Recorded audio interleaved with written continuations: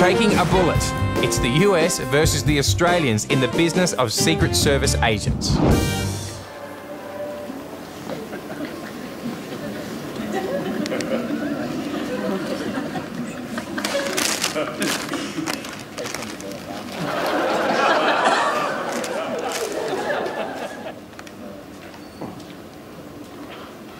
Good morning, Nathan.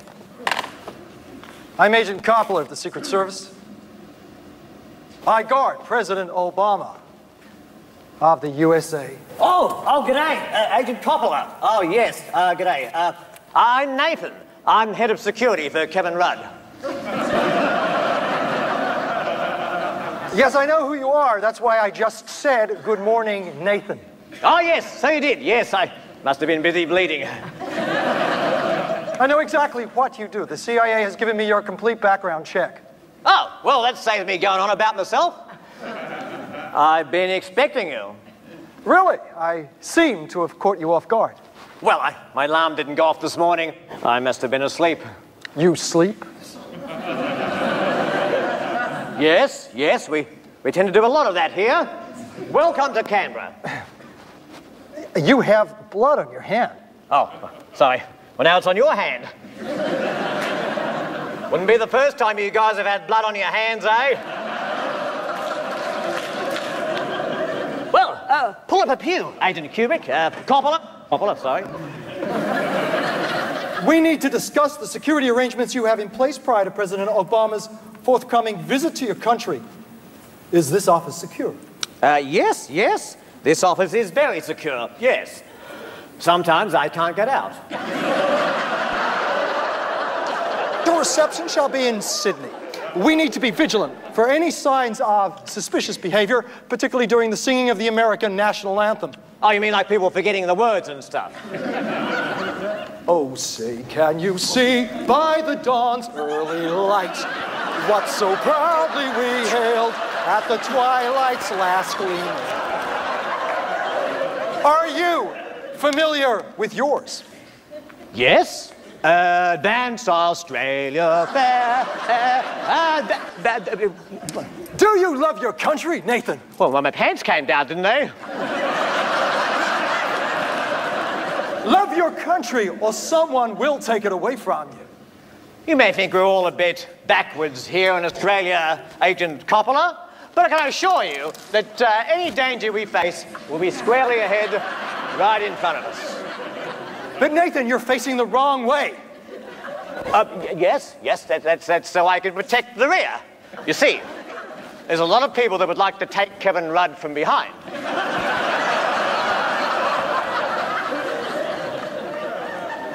So, how do you like to take it? Pardon me? Your coffee. I prefer it white. White like the clouds over Montana. You see, I have a dream that one day all Americans will be of one race. And of a race that expects orders to be obeyed at all times. Obedience leads to security. Security takes us down the path that we seek. Do I make myself clear? One lump or two.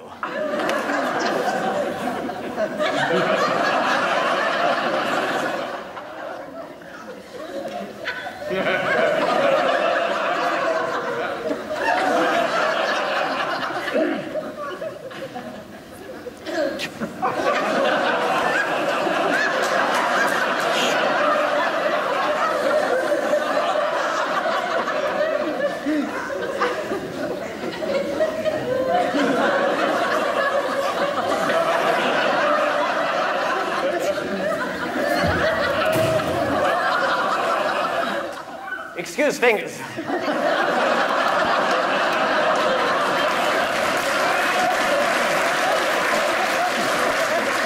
None. Oh. Cappuccino? If you wouldn't make it snappy. Do I make myself clear? Do I make myself clear about security? Yeah, sure, mate. Sweet. Bonza. No walking furries. Are you using code words?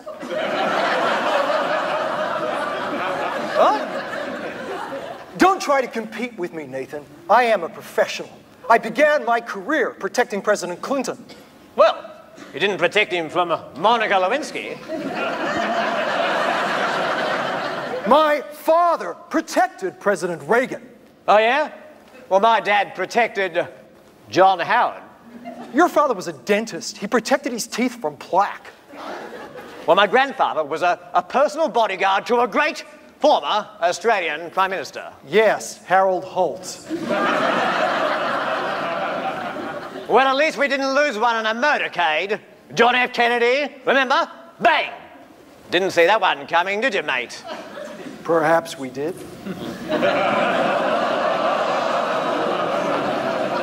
When I walked in here, I walked straight past your secretary. She didn't even notice me. She was reading a magazine. Miranda? She's back from the picnic at Hanging Rock without telling me? A good agent would take a bullet for his president. Would you take a bullet for Mr. Rudd?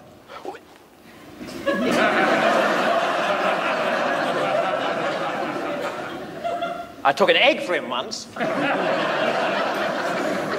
I need to see all the security arrangements you have in place prior to Air Force One touching down next Monday. Monday? Yes, Monday. Well, that's a long weekend.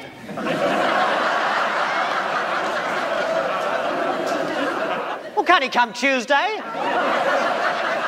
The president will arrive Monday. Okay. I'll make a note of that in my diary. Oh, bugger must have left it at McDonald's again. Right, okay. Let's talk security. I need to see the route the president's motorcade will be taking on day one. Well, I'll just get it out of the security filing cabinet. We have it labeled top drawer, confidential.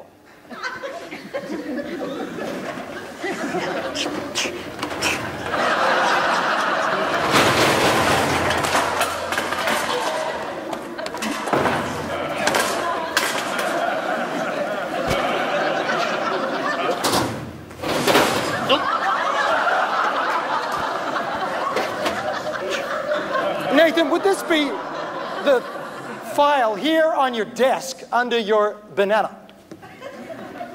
Yes, we keep it there to fool the enemy. So why were you looking for it in the filing cabinet? Well, in case the enemy is spying on us, we don't want them to think that it's under the desk under the banana. Nathan, what would you say the enemy looks like? Well, he'd have a turban, a long cloak, a big black beard. The enemy could be anyone. He could be wearing a dark suit like mine. Supposing an assassin pulls out a pistol to the president's head at close range, what do you do? Well, I'd take umbrage at that.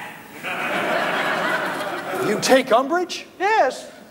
Speaking of umbrage, not everyone is happy with our choice of president. In fact, we have intelligence that there is a major attack planned. You do? Well, we don't have any intelligence. An assassination attempt will be made on the president's life during the motorcade en route to the Opera House somewhere near the grassy knoll. Oh, no. Not on my watch. Not in my country. And I'll tell you why. Because this is Australia. And I love a sunburned country. A land of ragged mountain wedges. Our girt may be soiled by sea and children overboard, but the man from Snowy River, he can't buy a billabong. And he smiled at me and he gave me a Vegemite sandwich.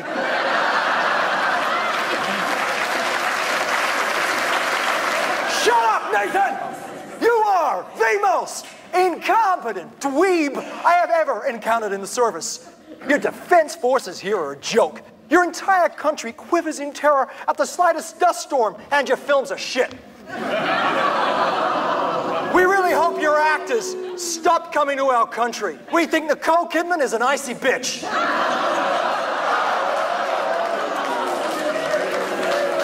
When a man attempts to assassinate the President of the United States on your own doorstep, where do you stand? Well, where would you be standing? The book depository window? I am more interested in your position. Well, we don't want to be in the way. Excellently. And I am sure you will not be. You have a nice day now.